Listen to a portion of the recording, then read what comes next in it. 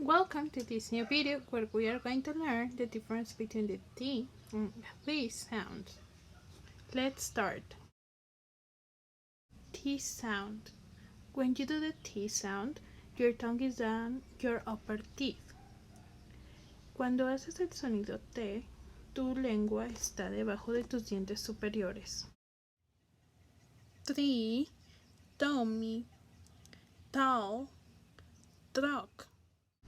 Tree, tummy, tall, truck. T sound. When you do the T sound, your tongue is on your upper teeth, but now it moves a little bit slowly back to your mouth.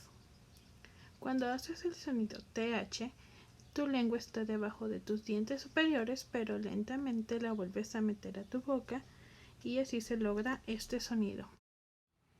Thank you. Three. Think.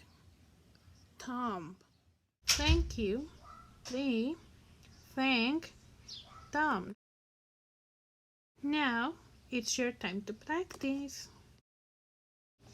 Thanks for watching. If you have any doubt or comment, put it below on the little box or send me a message on the platform or even via email.